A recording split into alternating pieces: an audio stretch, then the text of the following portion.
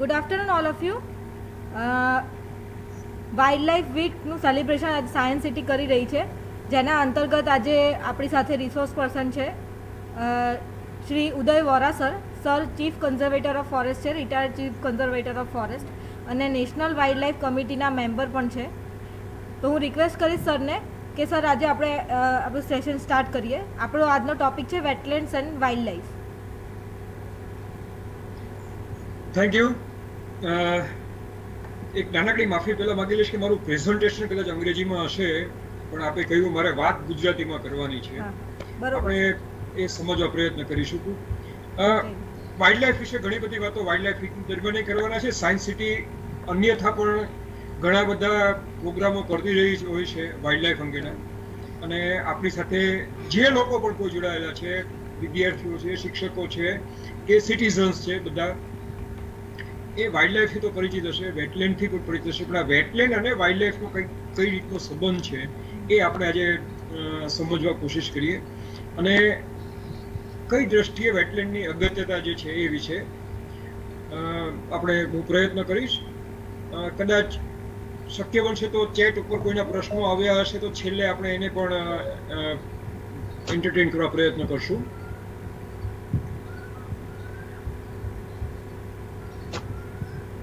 આપણે એક શરૂ કરીએ છીએ, પ્રેઝન્ટેશનથી સ્ટાર્ટ કરીએ. સૌથી પહેલા આપણે એ સમજવું જરૂરી છે કે વેટલેન્ડ શું છે. આપણે સામાન્ય રીતે વેટલેન્ડ શબ્દ કરીએ એટલે એમાં ભીનાશ આવી જાય, વેટ પાણી આવી જાય. પહેલો પ્રશ્ન આપણે શું છે કે શું કાયમ માટે ભીની હોય છે, કાયમ પાણીવાળી છે, પાણીમાં ડૂબેલી છે?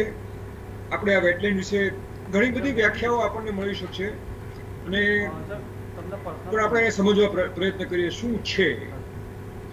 વેટલેન્ડ જે છે એ ભૂમિનો વિસ્તાર અને સમગ્ર પાણીવાળો વિસ્તાર, આ બેની વચ્ચેનો જોડતી કડી તરીકે આપણે કહી શકીએ.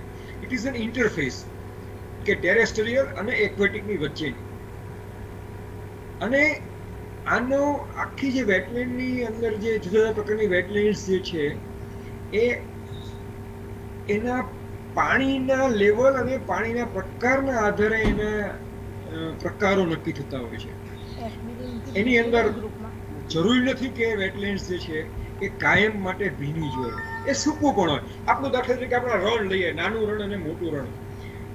રણની અંદર ઉનાળાની અંદર આપણા વાહનો દોડતા હોય છે, શિયાળો પાણી સુકાઈ જાય એટલે, અને અત્યારે જોઈએ તો એની અંદર હોડીઓ ચાલતી હોય છે. આ પણ એક પ્રકારની વેટલેન્ડ છે.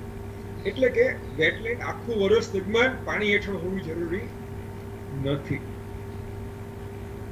આ વેટલેન્ડને આપણે કુદરતની કિડની કહી શકીએ. જે માણસના શરીરની અંદર આપણા લોહીને શુદ્ધિકરણની કામગીરી કિડની કરે છે, એવી રીતે પર્યાવરણ શુદ્ધિની કામગીરી કરવાનો એક કુદરતી અંગ, એટલે આપણે એને વેટલેન્ડ કહી શકીએ.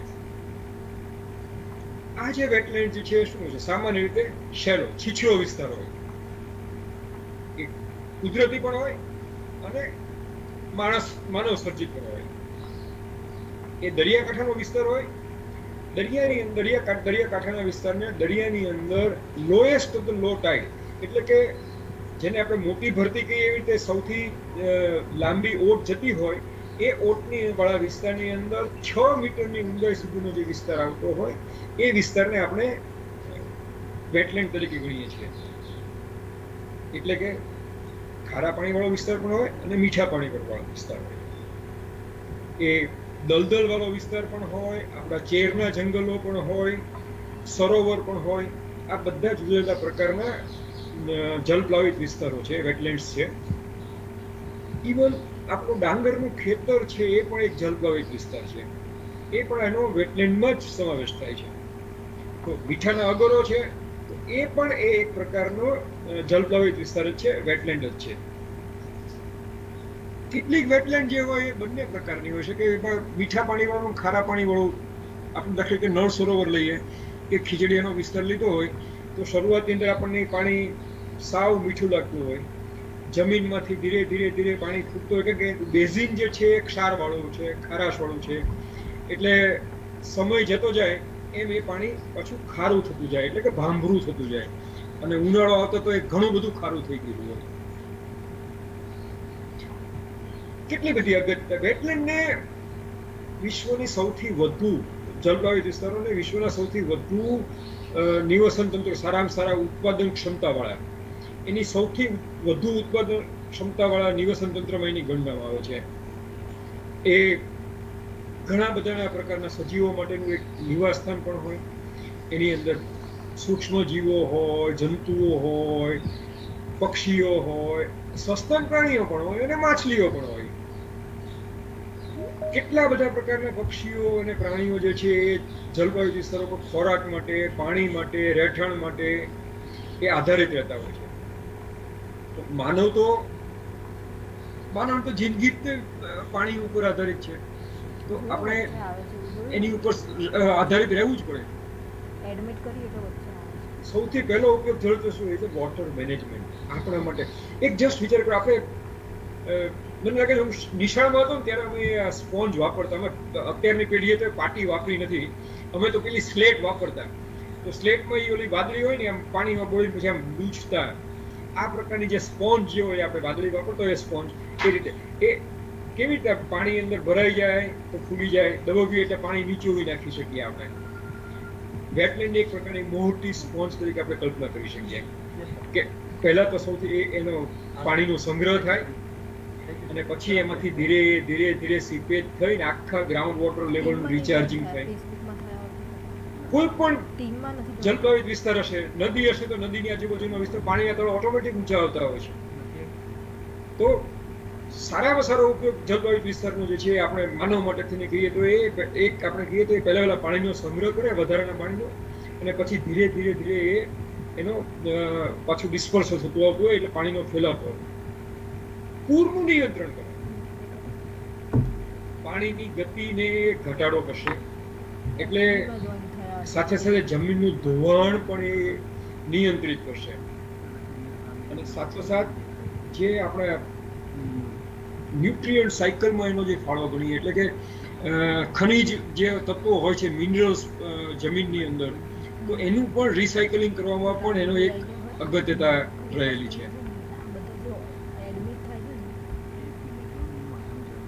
આ બધા જોઈએ તો જો વેટલેન્ડની અંદરના જે આપણા મોટા ચેરના જંગલો જોયા હોય, ચેરના વૃક્ષો છે, બીજા જે વનસ્પતિઓ છે, તો એ કાર્બનને શોષી રાખે છે. એટલે એ વાતાવરણનું એ સંતુલન કરવામાં ફાળો આપે. એ સેડિમેન્ટ્સને રોકી રાખે એટલે કે પાણીની સાથે જે બધા ધોવાણ થઈને જતા હોય એ પછી જમીનનો ભાગ હોય કે બીજો કે તેને રોકી રાખે. તો એને કારણે જમીનની ફળદ્રુપતા વધતી હોય છે.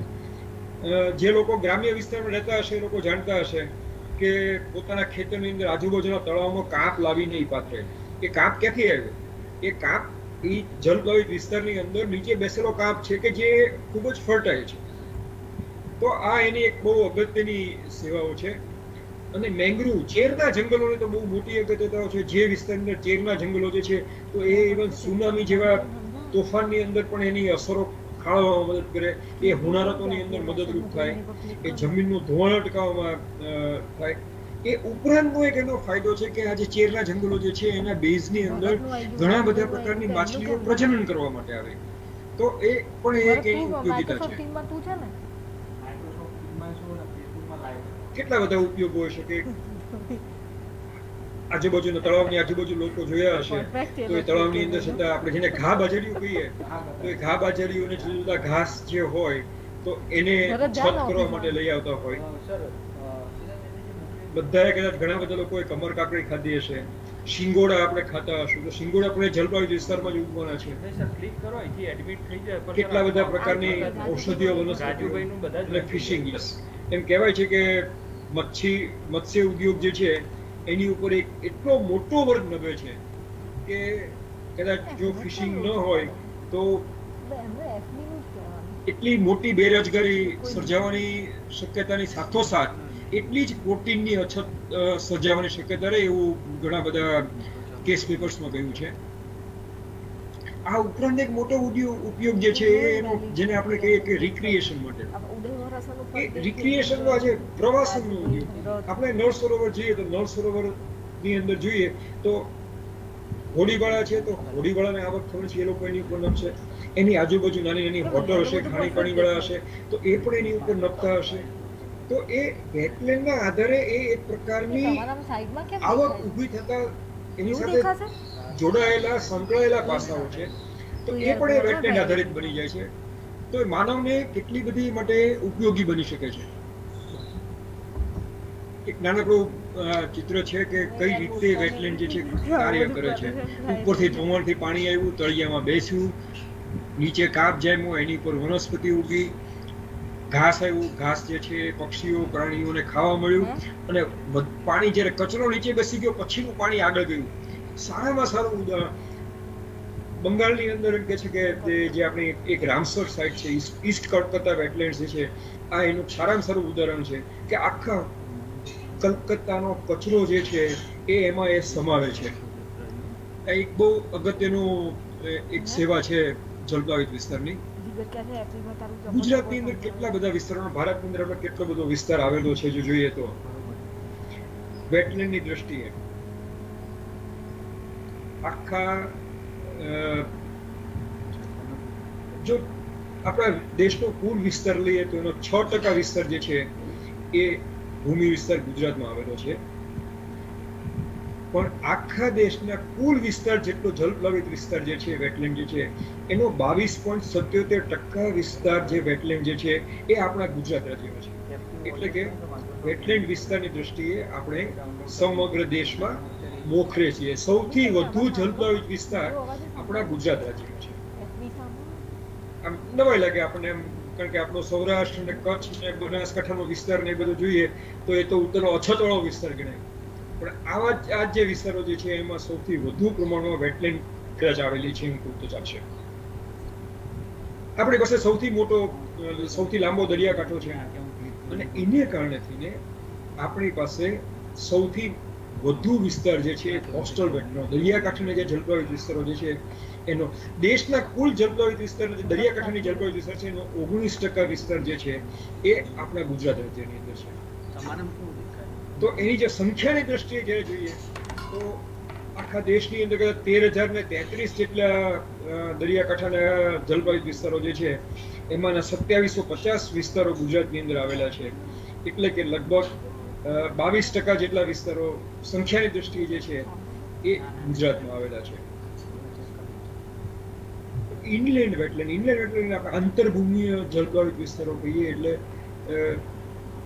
મુખ્યત્વે મીઠા પાણીના જલપ્લાવિત વિસ્તારો આપણે એને કહી શકીએ. તો એ પણ આપણી પાસે દેશના 6% જલપ્લાવિત વિસ્તારો જે છે એ આપણી પાસે છે. એટલે કે દેશના સરેરાશની સાથે જ તે આપણે છીએ. આપણો જેટલો ભૂમિ વિસ્તાર છે એના પ્રમાણમાં પણ આપણી પાસે એટલો જ વિસ્તારો આપણી પાસે આવેલો છે. અને સંખ્યાની દ્રષ્ટિએ આપણે જોઈએ તો ઇનલેન્ડ વેટલેન્ડ્સ જે છે એનો પણ 6.6% ઇનલેન્ડ વેટલેન્ડ્સ જે છે એ આપણા ગુજરાતમાં આવેલી છે. એટલે કે લગભગ આપણે કુલ જોગ્રાફિકલ વિસ્તારનો, ગુજરાતના કુલ વિસ્તારનો 17.6% વિસ્તાર જે છે એ જલપ્લાવિત વિસ્તાર હેઠળ આવેલો છે. કલ્પના કરો, આપણને કદાચ બહુ ઓછા લોકોને આ જો આંકડામાં ઊંડા ઉતરીએ તો આનાથી બહુ ઓછા લોકો જાણકાર છે કે આપણી પાસે સૌથી વધુ જલપ્લાવિત વિસ્તારો આવેલા છે. આપણે ગુજરાતના દ્રષ્ટિએ વિચાર કરીએ કે વેટલેન્ડની અંદર કયા કયા પ્રકારના પ્રાણીઓ આપણને મળે છે. બધાએ ડોલ્ફિનનું નામ સાંભળ્યું હશે. ડોલ્ફિન દરિયાની અંદર મળે છે, એ વેટલેન્ડ જલપ્લાવિત વિસ્તાર આધારિત છે. આપણી પાસે પરવાળાના ટાપુ, જે કચ્છનો અખાત જે છે એની અંદર આવેલા છે. તો એની અંદર આ આંકડો કદાચ જૂનો હોઈ શકે, આમાં વધારો થયો હશે. 42 પ્રકારના હાર્ડ કોરલ અને 10 પ્રજાતિની સોફ્ટ કોરલની સ્પીસીસ જે છે એ આપણને આપે છે. આપણે એમ કહેવાય કે કોન્ટિનેન્ટલ શેલ્ફની દ્રષ્ટિએ જ્યારે જોઈએ તો એ મન્નારનો અખાત પછી આપણી પાસે છે. તો દેશના 3માંથી 2 અખાત આપણી પાસે છે. આપણા વિસ્તારની અંદર ડુગોંગ મળે છે. ડુગોંગનું ગુજરાતી નામ એક બહુ સરસ કર્યું છે, સમુદ્ર ઘેનું. સમુદ્ર ઘેનું કંઈક શાસ્ત્રોમાં એવું કીધું હશે, સમુદ્ર ઘેનું એટલે પણ એ પણ સસ્તન પ્રાણી છે. મરીન ટર્ટલ્સની પ્રજાતિઓ આપણા દરિયાકાંઠાની અંદર મળે છે. માત્ર કચ્છના અખાતમાં જ મળે છે એવું નહીં, એ ખંભાતના અખાતમાં પણ મળે છે. એના ઘણા સ્થળોએ ઇવન કચ્છની અંદર પણ એના બ્રીડિંગ સેન્ટર્સ પણ છે. દ્વારકા પાસે પણ આપણે એનું એક પ્રજનન કેન્દ્ર, એનું કેપ્ટિવ બ્રીડિંગ સેન્ટર કર્યું છે કે જ્યાં આપણે ઈંડા એકઠા કરીને આપણે ત્યાં ઉછેર કરીએ છીએ, એટલે કાચબા ઉછેર કેન્દ્ર. પોરબંદરના માધવપુર પાસે પણ આવું એક કાચબા ઉછેર કેન્દ્ર કરેલું છે. તો આ બધી જગ્યાએ આપણને કાચબાઓ મળી આવે છે. એ ઉપરાંત કેટલી બધી પ્રજાતિઓ, સી એનિમલ્સ એટલે સમુદ્ર કાકડી, જેલીફિશ, સમુદ્ર ઘોડા, ઓક્ટોપસ, પર ઓયસ્ટર. એક સમય એવો હતો કે આપણો દ્વારકા પોશિત્રનો વિસ્તાર જે છે એ મોતી, સાચા મોતી છે કે એ સાચા મોતી માટે થઈને પ્રખ્યાત હતો, અને આખા દેશની સૌથી વધુ ઉત્પાદન સાચા મોતીનું આ વિસ્તારમાં થતું હતું. તો હવે વિવિધ પ્રકારના જીવો જે છે એ આપણા સમુદ્રી જલપ્લાવિત વિસ્તારોમાં મળે. બોનેલિયા, સેકિયા, લોબસ્ટર, એટલે કે સાંઢા અને ઝીંગા અને કરચલાની પ્રજાતિઓ, આ બધું આપણા જલપ્લાવિત વિસ્તારોની અંદર મળી આવે છે. જલપ્લાવિત વિસ્તારો ઉપર આ વન્યજીવો નભે છે. આપણને નવાઈ લાગશે પણ આખા દેશની અંદર સૌથી પ્રથમ દરિયાઈ રક્ષિત વિસ્તાર એટલે કે દરિયાઈ જીવો માટેનું અભયારણ્ય અને રાષ્ટ્રીય ઉદ્યાન જાહેર કરવાનો શ્રેય ગુજરાત રાજ્યના ફાળે છે. ગુજરાતે છેક 1981 ની અંદર સૌથી પહેલા દેશની અંદર આપણે દરિયાઈ રાષ્ટ્રીય ઉદ્યાન અને અભયારણ્ય જાહેર કર્યું. આપણો ખંભાતનો અખાત જે છે એ પણ બહુ જ સારી વિવિધતા વાળો છે જીવોની. 2 થી 4 લાખ ફ્લેમિંગો શિયાળા દરમિયાન ખંભાતના અખાતની અંદર બહુ કોમન છે. આ વિસ્તારની અંદર ડોલ્ફિન પણ જોવા મળે છે, રે ફિશ પણ જોવા મળે છે, વિવિધ પ્રજાતિના પક્ષીઓ પણ જોવા મળે છે, માછીઓની વેરાયટી પણ મળે છે. મડ સ્કીપર એટલે જેને આપણે કહીએ લેપ્ટા પણ આ વિસ્તારની અંદર મળે છે. તો ખંભાતનો અખાત પણ આવી જુદી જુદી જૈવિક વિવિધતાઓથી ભરપૂર છે. કાંઈ મને વિચાર આવે જ્યારે વેટલેન્ડ્સની વાત કરી એટલે પક્ષીઓ સાથે જોડાઈએ ત્યારે કે વેર ડુ વી સ્ટેન્ડ.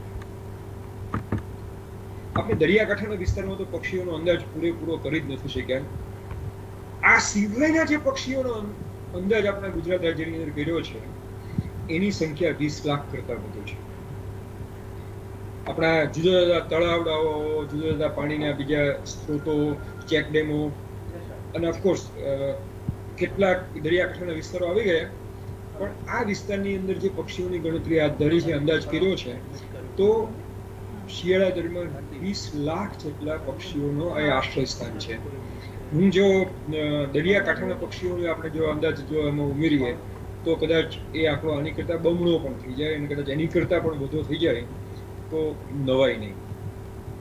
આપણી પાસે કેટલા બધા સારા સારા જલપ્લાવિત વિસ્તારો છે. સમગ્ર દેશની અંદર ફ્લેમિંગો આપણું સુરખા અથવા તો હંજ, જે આપણું ગુજરાતનું રાજ્ય પક્ષી જે છે એ સમગ્ર દેશમાં માત્ર આપણા ગુજરાત રાજ્યમાં તે એનું બ્રીડિંગ થાય છે. અત્યાર સુધી થોડા સમય પહેલા સુધી માત્ર એવું જ મનાતું કે માત્ર એક જ સ્થળ હતું અને એ આપણે કહેતા હતા કે અંડાબેટ ફ્લેમિંગો સિટી. જ્યારે ડૉક્ટર સલેમ અલી સાહેબે 1945માં એની વિઝિટ કરી ત્યાર પછી એ જગ્યાનું નામ એમણે આપ્યું છે ફ્લેમિંગો સિટી. સ્થાનિક લોકો એને અંડાબેટ તરીકે કે રેકર્ડ ઉપર સિંગલ બેટ તરીકે છે. તો આ એક એનું બ્રીડિંગ ગ્રાઉન્ડ છે. હવે આપણી પાસે બીજા 3-4 સ્થળો થયા છે. છેલ્લા કેટલાક વર્ષોથી નાના રણની અંદર લેસર ફ્લેમિંગો પણ બ્રીડિંગ કરતા થયા છે. પણ આખા દેશની ગુજરાત સિવાય બીજે ક્યાંય આ પક્ષીનું બ્રીડિંગ થતું નથી. એક બહુ દુર્લભ પ્રજાતિનું પક્ષી છે જેનું નામ છે મળતાવડી ટીટોડી. અંગ્રેજી નામ છે સોશિયેબલ લેપિંગ. આપણા નળ સરોવરના બહારના કાંઠાની અંદર બીજા વિસ્તારના ખેતરોની અંદર આજુબાજુની અંદર 120 જેટલી સોશિયેબલ લેપિંગ આપણી પાસે ગયા વર્ષની આગળના વર્ષે 120 હતી. વિચાર કરો, આખા દેશની અંદર સૌથી વધુ સંખ્યામાં સોશિયેબલ લેપિંગ જો નોંધાણી હોય તો આ આપણા વિસ્તારની અંદર. બહુ આપણે જ્યારે આપણા જલપાયુત વિસ્તારોની જ્યારે વાત કરીએ, કારણ કે જલપાયુત વિસ્તારોની અંદર જે છે એ વિસ્તારની અંદર જેટલા પક્ષીઓ છે, પક્ષીઓની સંખ્યા અને એની વિવિધતા, આ બે બાબતો એવી છે કે જે એ વેટલેન્ડની હેલ્થને ઇન્ડિકેટ કરે છે. એ વેટલેન્ડની તંદુરસ્તીના પ્રતિબિંબ માનવામાં આવે કે આ વિસ્તારની અંદર કેટલી સંખ્યામાં અને કેટલી વિવિધતાની અંદર આ બધા પક્ષીઓ આપણને જોવા મળી શકે છે. હવે વિચાર કરો, નળ સરોવર કે જે આપણી એક રામસર સાઇટ છે, જલપ્લાવિત વિસ્તારો રામસર સાઇટની મને વાત કરી દેવાની થોડીક ઈચ્છા થઈ આવે છે. 1971ની અંદર ઈરાકના રામસર શહેરની અંદર એક આંતરરાષ્ટ્રીય કોન્ફરન્સ થઈ, જેમાં સમગ્ર વિશ્વના જલપ્લાવિત વિસ્તારોના સંરક્ષણ માટે થઈને નિર્ણય કરવામાં આવ્યો કે આપણે જે સારા જલપ્લાવિત વિસ્તારો હોય એનું સંરક્ષણ કરવું પડશે. તો એને માટે થઈને એક જે સમજૂતી થઈ, આંતરરાષ્ટ્રીય સમજૂતી, તો એનું નામ છે રામસર કન્વેન્શન.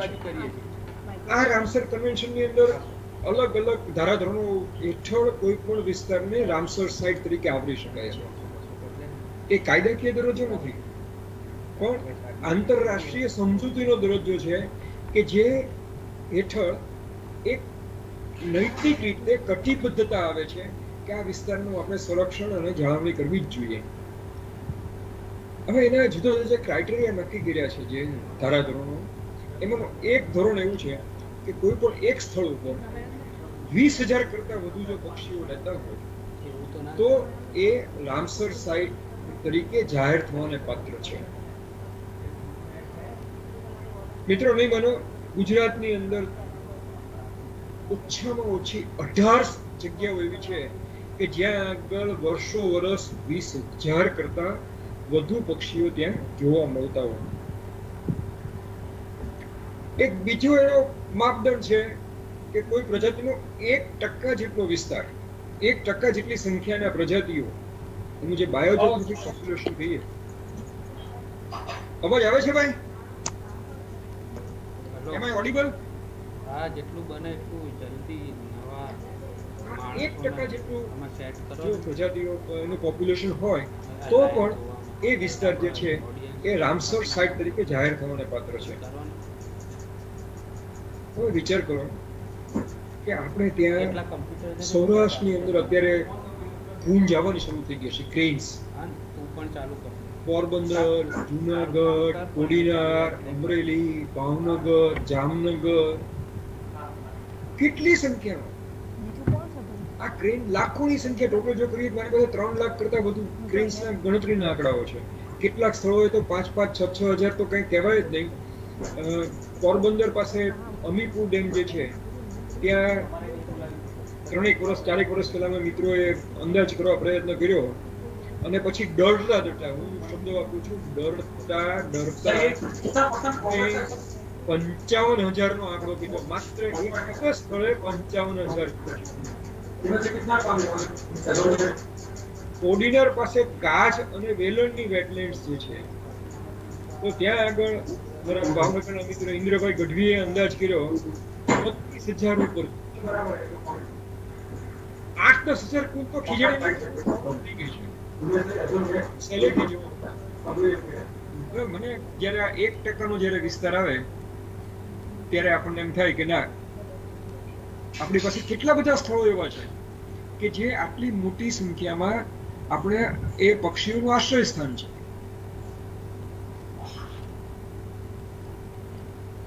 આવા બધા વિસ્તારોને જતન માટે થઈને આપણે કેટલાક વિસ્તારોને જે છે એને અભયારણ્ય, રાષ્ટ્રીય ઉદ્યાન, એ રીતે આપણે રક્ષણ પણ જાહેર કરેલું છે. ગુજરાતની અંદર જે જલપાયુત વિસ્તારો રક્ષિત જાહેર થયા છે આપણો દરિયા રાષ્ટ્રીય ઉદ્યાન અને અભયારણ્ય છે. નળ સરોવર ગુજરાતનું એકમાત્ર જાહેર થયેલી રામસર સાઇટ નળ સરોવર અભયારણ્ય છે. ખીજડીયા અભયારણ્ય છે, બહુ જોવા જેવું સ્થળ છે. ખીજડીયા અભયારણ્ય પહોંચીએ એટલે એ જૂના સમયનો રાજાશાહીના વખતનો જે પાળો બાંધ્યો છે ને બંધ બાંધ્યો છે, એક તરફે ખારું પાણી, એક તરફે મીઠું પાણી. તમને દરિયા પાણી, મીઠા પાણીના પક્ષીઓ જોવા મળે, ખારા પાણીના પક્ષીઓ જોવા મળે. બહુ જ સરસ છે. આપણું થોળ અભયારણ્ય અમદાવાદથી સાવ નજીક, મને લાગે છે 16 કિલોમીટર કે 18 કિલોમીટર અમદાવાદથી થાય. 32,000 જેટલા રફ એન્ડ રીવ્સ ત્યાં જોવા મળે. આ લાઈવમાં શિયાળામાં મુલાકાત લેશો ખબર પડશે કે અહીંયા કેટલી બધી વિવિધતા. થોડો અભયારણ્ય પણ આપણે જાહેર કર્યું છે. આપો પોરબંદર શહેરની વચ્ચોવચ્ચ સાવ નાનકડો વિસ્તાર છે, 1 ચોરસ કિલોમીટર પૂરો નથી, 99 એકરનો છે. પોરબંદર પક્ષી અભયારણ્ય છે. આમ તો અમારા પક્ષી નિરીક્ષક મિત્રો છે ત્યાંના, તો ત્યાં પિંક સેલિબ્રેશન કરે, એટલે કે એટલી બધી મોટી સંખ્યાની અંદર ફ્લેમિંગો ભેગા થાય છે, તો ત્યાં આગળ જોવા મળે છે. તો લોકો ત્યાં પણ આવે છે. પોરબંદર સેન્ચ્યુરી આપણે જાહેર કરી છે. કચ્છનું મોટા રણનું અભયારણ્ય આપણું વિસ્તારની દ્રષ્ટિએ સૌથી મોટું અભયારણ્ય, લગભગ 7200 ચોરસ કિલોમીટરનો વિસ્તાર કચ્છના મોટા રણના અભયારણ્યનો. એ વિસ્તારની અંદર અત્યારે જલપાયું વિસ્તાર હોડીમાં, ગયા મહિને જ તે વિસ્તારની અંદર હું ટ્રાવેલ કરીને આવ્યો છું. હોડીમાં જવાનું, કાર ન ચાલે, હોડીમાં જવાનું. સો is a wetland. Flamingo city મોટા રણની અંદર આવ્યું છે. પણ આ જ મોટા રણનો એક બીજો ભાગ જે છે, એનો ઉત્તર તરફનો વિસ્તાર જે છે, જે કહેવાય છે નડાબેટ. તો આ નડાબેટનો જે વિસ્તાર જે છે, એ વિસ્તાર કેટલો ભાગ અભયારણ્યમાં છે, કેટલો ભાગ અભયારણ્યમાં નથી, પણ બહુ જ સારું જલપાવિત વિસ્તાર છે. હું એક નાનકડીની ક્લિપિંગ આપને હમણાં બતાવું છું. લિટલ રન ઓફ કચ્છ, નાના રણનું અભયારણ્ય, લગભગ 4953 ચોરસ કિલોમીટર વિસ્તાર જે છે, નાના રણના ઘુડખર અભયારણ્ય છે. આ વિસ્તારની અંદર છેલ્લા કેટલાક વર્ષોથી, 2-2.5 દાયકાથી ડેસર ફ્લેમિંગો અનિયમિતપણે ત્યાં આગળ બ્રીડિંગ કરતા રહ્યા છે, વધતા ઓછી સંખ્યાની અંદર, પણ એનું બ્રીડિંગ પણ થાય છે. ઘુડખર પણ છે.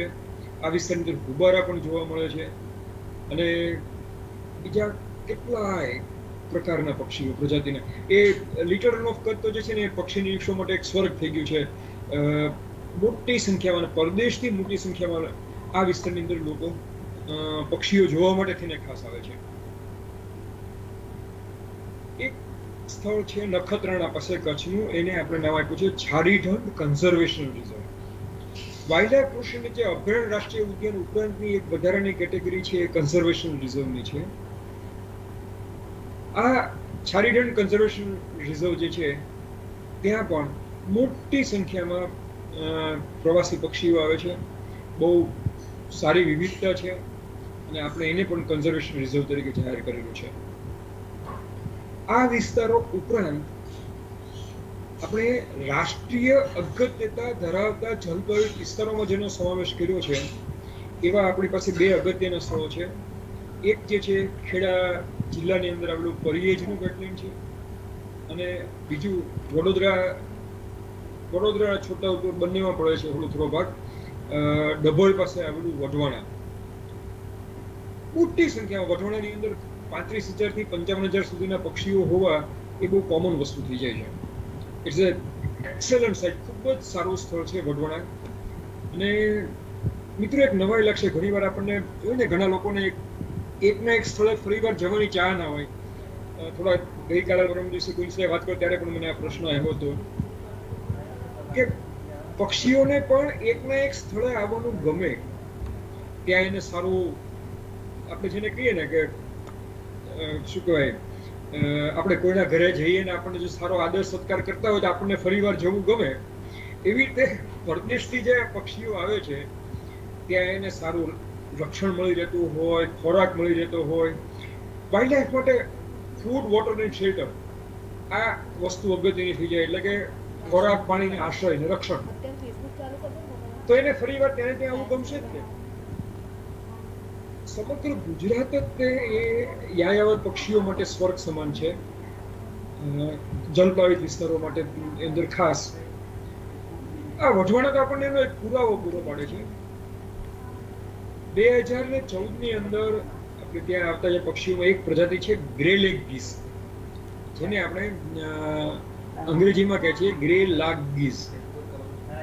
હવે 2014ની અંદર એક ગ્રે લાગ ગીસ જોવા મળ્યું. તો એની ઉપર નેકબેન્ડ હતો, એની ઉપર નંબર હતો K65. પક્ષીઓના જે માઇગ્રેશન જે છે એના અભ્યાસ માટે થઈને એક આપણે પદ્ધતિ છે રિંગિંગની. રિંગિંગમાં સામાન્ય રીતે પહેલા માત્ર પગમાં જ તે કડીઓ પહેરવામાં આવતી હતી. હવે આવા જે મોટા પક્ષીઓ છે એને નેક બેન્ડ પહેરવામાં આવે, એટલે ગળા ઉપર એક નાનો પટ્ટો રાખીને એની ઉપર નંબર ને લખેલું હોય. તો આવો એક નેક બેન્ડ આ ગ્રે લેગ ગીસ ઉપર તો એ હતો K65. તપાસ કરી એટલે ખબર પડી કે 2009ની અંદર બોમ્બે નેચરલ સોસાયટી દ્વારા આ પક્ષીને હિમાચલ પ્રદેશના પોંગ ડેમની અંદર આ બેન્ડ પહેરાવવામાં આવેલો હતો. 2015 અને 16 બંને વર્ષે આપણને K96 નંબરના આપણને પક્ષીઓ મળ્યા. કદાચ આપણે K65 ને શોધી ન શક્યા, પણ K96 ઉપરા ઉપરી 2 વર્ષ ત્યાં જોવા મળ્યું. અને આને પણ 2009ની અંદર તે પોંગ ડેમની અંદર એનું બેન્ડિંગ કરવામાં આવ્યું હતું. હવે જ્યારે એક જ વિસ્તારનું એક પક્ષી મળે છે એટલે ખરેખર એક પક્ષી નથી આવતું, એ આખો રસાલો લઈને આવે. એનું કુટુંબ, સગા સંબંધી, મિત્રો અથવા તો એનું આખું જૂથ જે છે એક સાથે આવતું હોય એવી શક્યતા વધારે રહે. તો આખું ગુજરાત જે છે એ આવા બધા આપણા પક્ષીઓ માટે એક સ્વર્ગ બની જાય જલપ્લાવિત વિસ્તારોની દ્રષ્ટિએ જોઈએ તો એ વઢવાણાનો વિસ્તાર જે છે એ પણ એક અગત્યનો બની ગયેલો છે. મિત્રો, એક નાનકડી ક્લિપ જોઈએ, આપણને ખ્યાલ આવશે.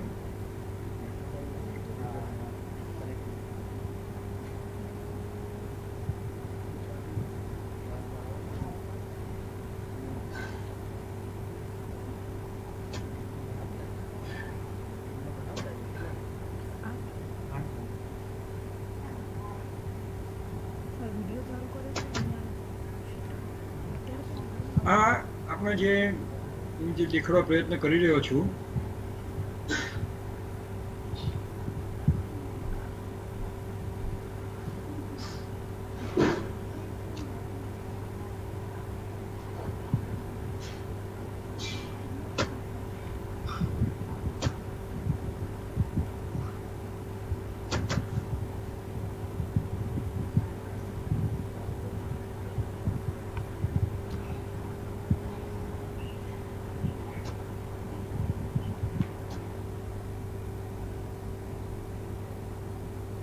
કચ્છના મોટાણની અંદર ફ્લેમિંગો મોટી સંખ્યામાં પ્રજનન કરે અને પછી આ એના બચ્ચાઓ ભૂલકા થાય છે.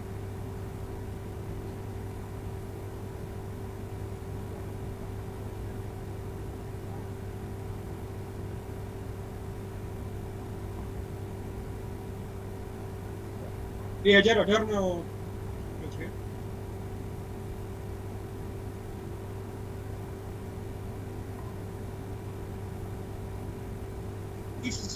એક એવા 5 ટોળાઓ અલગ અલગ હતા. લગભગ 20,000ના સંખ્યામાં પક્ષીઓ હોય.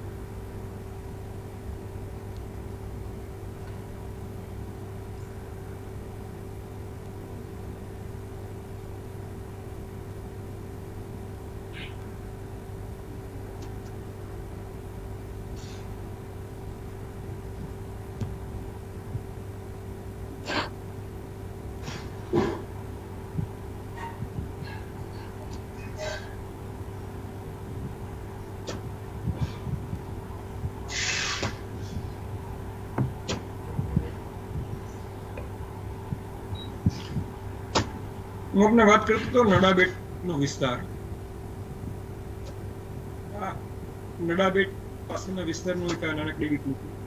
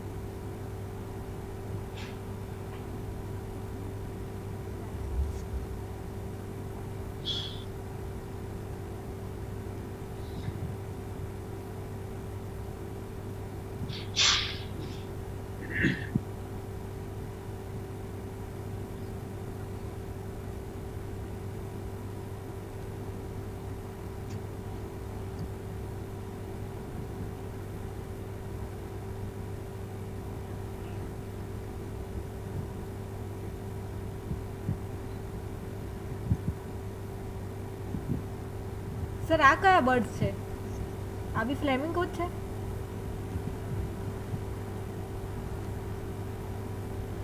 એ પેલિકન્સ છે, પેણ ઓકે. પેણ છે આ.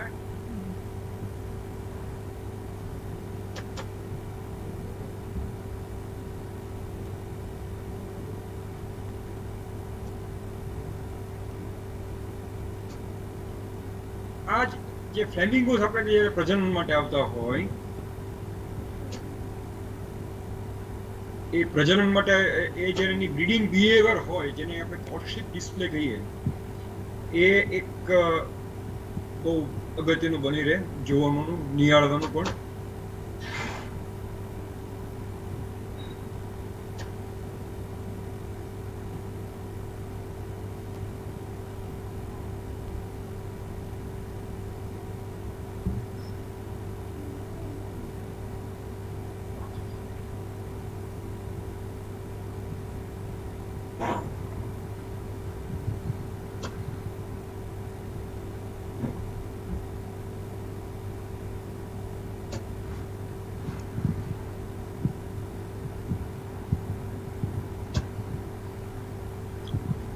એટલે આપણી પાસે આ એટલી બધી જે વિવિધતાઓ જે છે પક્ષીઓની, અને એ જે સ્થળો એ આપણે એક બહુ અદ્વિતીય, આપણે અન્ય સ્થળે ન જોવા મળતા હોય એ પ્રકારનો આપણી પાસે એક મોટો વારસો છે. હવે આપણે શું કરવું જોઈએ? આપણે બધાએ ભેગા થઈને સૌથી વહેલા તો આપણા વિસ્તારની અંદર આવા કયા કયા સ્થળો છે એની વિશે આપણે જાણકારી મેળવવી પડશે. ત્યાં કેટલા પ્રકારના પક્ષીઓ રહે છે એની જાણકારી આપણે મેળવવી પડશે. આ વિસ્તારની અંદર શું કોઈ નુકસાનકારી પ્રવૃત્તિ થઈ રહી છે તો આપણે એને સાચવવા, બચાવવા પ્રયત્ન કરવો પડશે. એવું હાઈકોર્ટે પણ જાહેર કરી દીધું છે, અને હાઈકોર્ટના હુકમના આધારે રાજ્ય સરકારે સમગ્ર રાજ્યના એક તળાવડા અને પાણીવાળા વિસ્તારો જે છે એ જાહેર કરેલા છે કે આ વિસ્તાર, આ સર્વે નંબર જે છે એ પાણી હેઠળનો છે. સો આ બધાનું આપણે સંરક્ષણ કરવા માટે પણ જાગૃતિ કેળવવી પડશે. વેટલેન્ડની જ્યારે આટલી બધી અગત્યતા છે તો એ આપણે જાળવવી તો પડશે જ ને. પછી એક નાનકડી ક્લિપિંગ જેવો પ્રયત્ન કરીએ આપણે. ઓલા જે ફ્લેમિંગો જોયા હતા ને એ બહુ ટૂંકી છે.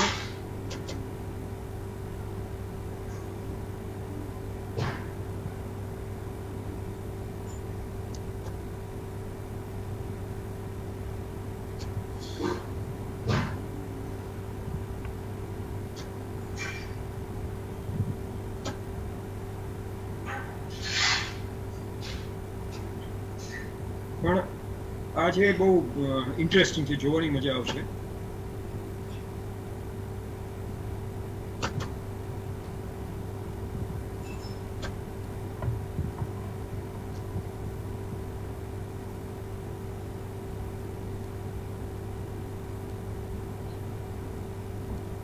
આ એક એની કોર્ટશિપ બિહેવિયર છે, સંબંધોની પ્રક્રિયા છે.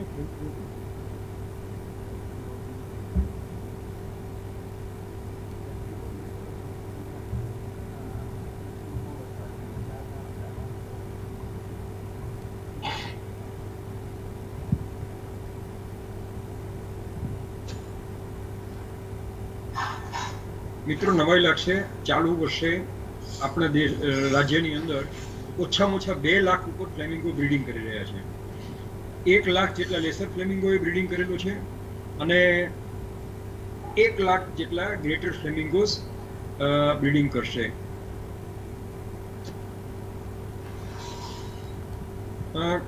કોઈના પ્રશ્નો છે કંઈ કે let us go ahead with this? Sir હજી સુધી કોઈ પ્રશ્ન નથી આવ્યા, આપણે આગળ વધીએ. હા, કશો વાંધો નહીં. Let us see some few more clippings only. Okay sir.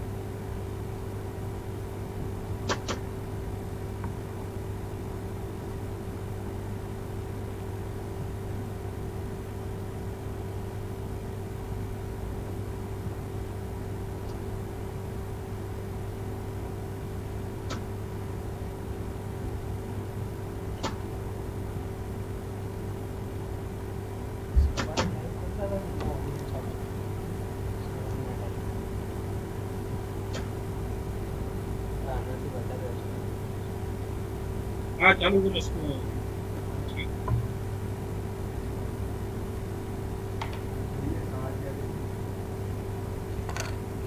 Lagging of ઉત્સાહ છે.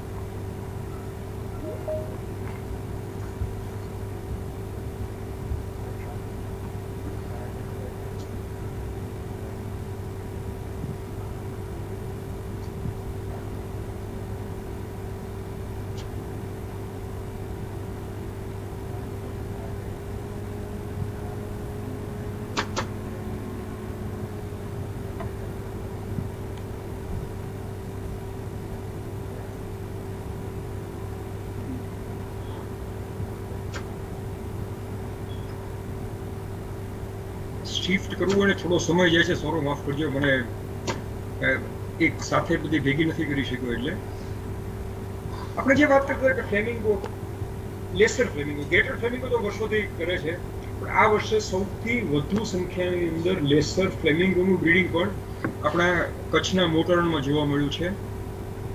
આપણે એને જરા નિહાળીએ, થોડીક લાંબી છે પણ સાઉન્ડ નહીં મળે.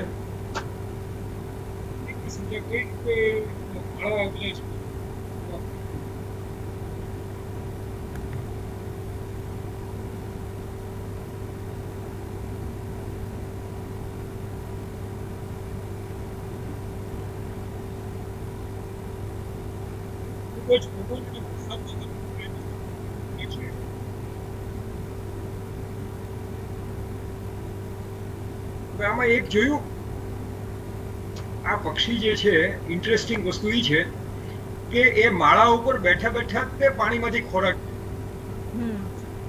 અમુક પક્ષીઓ તમને એવું દેખાડે.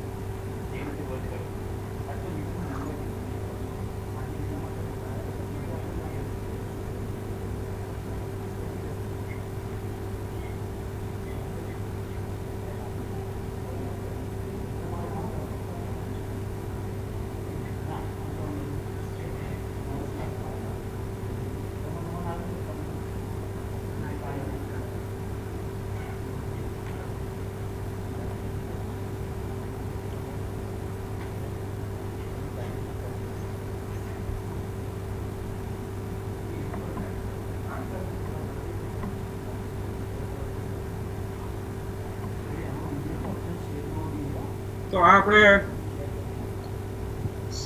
મને લાગે છે મિત્રોને મજા તો આવી હશે. આવા આપણી પાસે કેટલા બધા વિસ્તાર છે. નાનું રણ, મોટું રણ, આપણું થોળનું અભયારણ્ય, નળ સરોવર, પરિયેજ, વઢવાણા. જરૂરી નથી માત્ર આટલું જ છે. એક બહુ જ સરસ વિસ્તાર આપણી પાસે જે કચ્છના અખાતની અંદર જે છે, સોરી ખંભાતના અખાતની અંદર, જે બહુ ઓછા લોકો જાણે છે. એ ગામનું નામ છે વડગામ. વડગામની શિકોતર કહેવાય. એટલે એ ખંભાતના પાસે જાય. એ શિકોતર માતાના મંદિરથી એ સાબરમતી નદીનો આખો ઈસ્ટરી પડે અને સામે ધોલેરાનું કામાતળાવ ગામ લાગુ પડે. આ વિસ્તારની અંદર મેં એનું નામ આપ્યું છે ગોલ્ડન ટ્રાયેંગલ. ગોલ્ડન ટ્રાયેંગલ એટલે વડગામની શિકોતર, સામે કામા તળાવનો ભાગ આવ્યો કે ધોલેરા ગણો, અને આ તરફ કાવી કંબોઈ, ભરૂચ. પૂર્વમાંથી પશ્ચિમમાં મહી નદી આવી, ઉત્તરથી દક્ષિણ આખી સાબરમતી નદી આવી, દક્ષિણથી ઉત્તર આપણો ખંભાતનો અખત આવ્યો. આ ત્રણેયનો જે સંગમ સ્થાન બને ને એને કારણે એક ટિપિકલ માઇક્રો ક્લાઇમેટ જે થાય કે ત્યાં આગળ મધ્ય દરિયા જેટલી ખારાશ પણ નથી અને નદીની મીઠાશ પણ નથી, અને એને કારણે થઈને જે આખું એક વાતાવરણ રચાય છે. તો ત્યાં આગળ તમને એટલી મોટી સંખ્યાની અંદર પક્ષીઓ જોવા મળે. તો એ સહેલેથી જઈએ. આ જગ્યાએ જતા પહેલા રસ્તામાં એક ગામ આવે છે પાંદડ. માનવા નહીં આવે, પાંદડ ગામના તળાવના કાંઠા ઉપર 600 કરતા વધારે પેઇન્ટેડ સ્પોર્ટના માળા વર્ષો વર્ષના. ગામ લોકો એને સાચવે છે. પહેલા વચ્ચે એકવાર કંટાળ્યા હતા, એ લોકો ફટાકડા ફોડીને કાઢી નાખવા ટ્રાય કરી, પણ પછી પાછા પક્ષીઓ આવી ગયા. અને હવે એમ કે અમારા ગામના કોઈ પુણ્ય હશે ને એટલે આ પક્ષીઓ અમારી પાસે માળો કરવા આવે છે. અને આ પ્રકારે આટલા પક્ષીઓ ત્યાં આગળ 600 માળા ત્યાં આગળ પેઇન્ટેડ સ્પોર્ટના આપણને જોવા મળે. એની પાછળ તરકપુરના તળાવની અંદર તમને 20,000 કરતા વધુ સંખ્યાની અંદર બતકો, પેન્ટ, જુદી જુદી પ્રકારની હેરોન્સ, બીટલ્સ, આ બધા પ્રકારના પ્રજાતિઓ જોવા મળે. આ બધી વસ્તુ આપણે ધીરે ધીરે જે જોતા રહીએ, જોયું હશે, ઓળખ્યું હશે, તો આપણને ખબર પડશે કે આપણી પાસે રિસોર્સ શું છે અને તો આપણે એના સંરક્ષણ માટે કંઈક વિચારી શકશું. Thank you very much. બીજા કોઈ પ્રશ્નો લાગતા નથી સર, તમે બહુ સરસ તમારા સેશનમાં સર તમે ઘણા બધા પ્રશ્નોના જવાબ આપી દીધા. અમને જાણવા મળી ગયું સર કે ગુજરાત આપણું બાયોડાયવર્સિટીની દ્રષ્ટિએ તો ખરા પણ સર વેટલેન્ડ અને આ જે બર્ડ્સ છે એની દ્રષ્ટિએ પણ બહુ સમૃદ્ધ આપણું રાજ્ય છે. અને બધા પક્ષીઓ આપણા ત્યાં આવીને બ્રીડિંગ માટે આવે છે અને આટલી મોટી સંખ્યામાં આવે છે સર. તમારા થકી અમને જાણવા મળ્યું. અને સર તમે બહુ સરસ રીતે બધાને એક્સપ્લેન કર્યું સર. અમને જાણવા મળ્યું કે આપણી ફૂડ ચેઇન આના થકી જ છે. વેટલેન્ડ્સ અને વાઇલ્ડ લાઈફ કેવી રીતે કોરિલેટ થયા છે સર. બહુ સરસ રીતે સર તમારો ઇન્ફોર્મેટિવ સેશન રહ્યો સર. તમારા ગુજરાત સાયન્સ સિટી તરફથી મારા તરફથી હું તમારા આભારી છું સર. તમે અમને આટલો સમય આપ્યો અને આટલી સરસ ઇન્ફોર્મેટિવ સેશન કર્યું. Thank you so much sir. Thank you.